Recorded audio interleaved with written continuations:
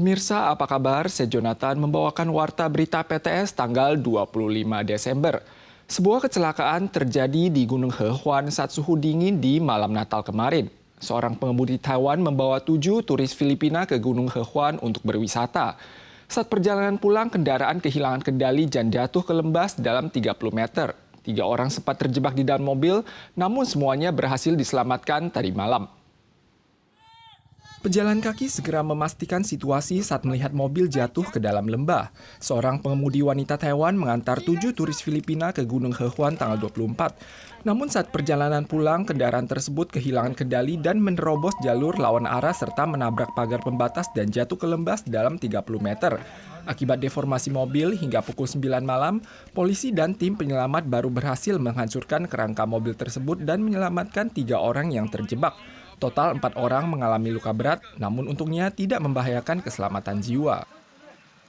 Masa udara dingin kontinental telah tiba. Suhu serendah 7,5 derajat Celcius muncul di Desa Chongliao Nantou dini hari tadi. Badan Cuaca Pusat mengingatkan mulai Senin hingga Selasa pagi, suhu di beberapa wilayah masih berpeluang mencapai 10 derajat Celcius.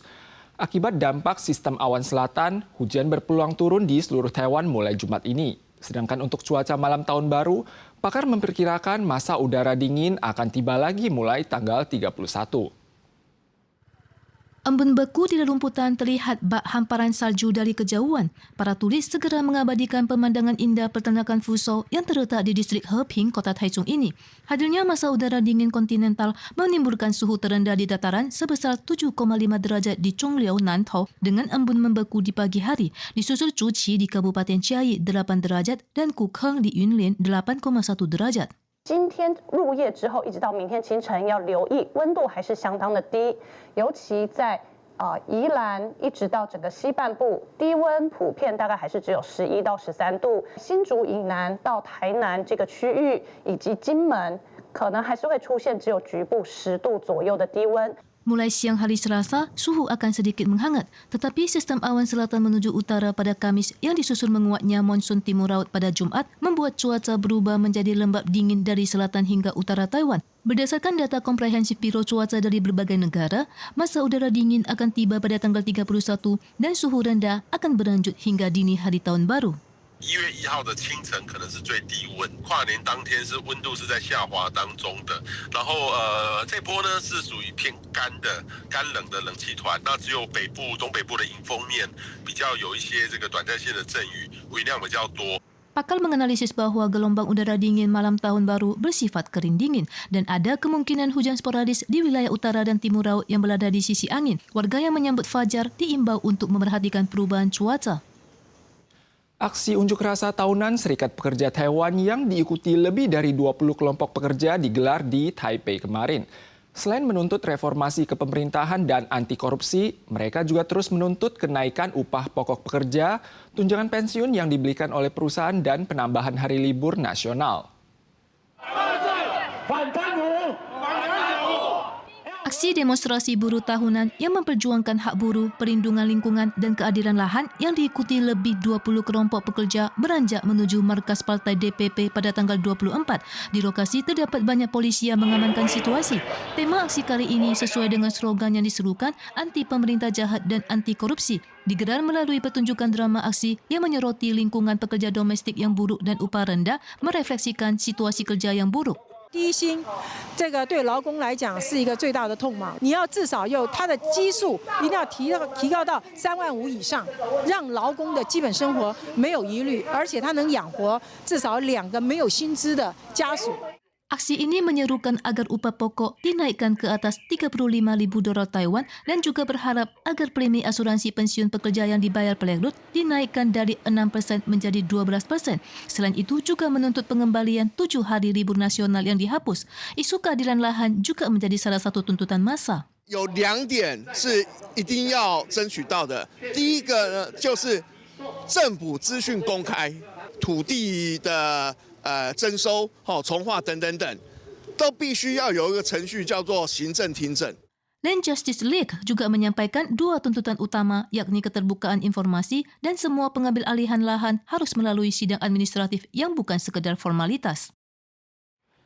Status kera Taiwan telah diturunkan dari hewan liar yang dilindungi menjadi hewan liar biasa.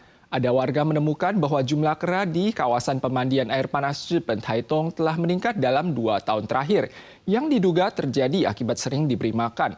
Pemda setempat mengimbau pengunjung untuk tidak memberi makan saat bertemu kera untuk menghindari konflik. Kawanan kera berlarian di jalan menuju pemandian air panas Zhipen di Taitung. Warga di sekitar mengatakan jumlah kera meningkat dalam 2 tahun terakhir. Walau belum ada insiden kera menyerang manusia, mereka akan mengikuti pengunjung untuk meminta makanan. Namun liburan Imlek akan segera tiba dan tingkat hunian pemandian air panas Zhipen mencapai 90%. Untuk menghindari konflik, Pemda telah memasang papan larangan pemberi makan dan merancang peraturan otonomi perlindungan satwa liar. Jika ditemukan menyuapi kera, akan didenda 5.000 hingga 10.000 dolar Taiwan. Kemarin adalah malam Natal, namun pertikaian antara Israel dan Hamas terus menimbulkan pertumpahan darah. Israel melancarkan serangan udara ke wilayah sentral Gaza, menewaskan sedikitnya 78 orang.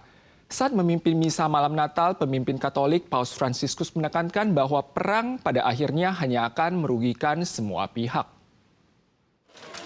Pandu membawa korban yang berumuran darah ke rumah sakit dan masih banyak korban dengan luka darah bercampur debu menunggu perawatan medis karena sebuah kamp pengungsi di wilayah sentral Gaza terkena serangan udara Israel pada tanggal 24. Kementerian Kesehatan Palestina mengatakan serangan tersebut menimbulkan banyak korban jiwa dan cedera. احنا كنا مستهدفين. احنا فيش مكان آمن اصلا. احنا نزحنا من غزة قالوا لنا اطلعوا وروحوا. Sejak konflik Israel-Hamas pecah pada awal Oktober, lebih dari 20.000 warga Palestina tewas dan 2,3 juta orang kehilangan tempat tinggal. Bethlehem yang diduduki Israel di tepi barat yang selalu ramai dikunjungi turis menjadi kosong pada tahun ini. Acara Natal dibatalkan, diganti menjadi instalasi seni bayi Yesus yang baru lahir, dikelilingi puing-puing dan kawat berduri, dan instalasi seni lainnya seperti bayi Yesus yang dipajang di kotak termar. Perdana Menteri Israel Benyamin Netanyahu mengatakan aksi militer akan terus berlanjut hingga Hamas menyerah dan tidak akan tunduk pada tekanan luar. Api perang belum ada tanda-tanda padam. Pada misa malam Natal, Paus Fransiskus menegaskan perang pada akhirnya akan sia-sia. Beliau menyampaikan turut berduka cita terhadap penderitaan saudara-saudari akibat perang dan turut berduka cita untuk Palestina, Israel, dan Ukraina. Pemirsa sekalian, sekian Warta Berita PTS. Berikutnya mari kita saksikan Oslo di Norwegia. Kita sual lagi di lain kesempatan. Sampai jumpa.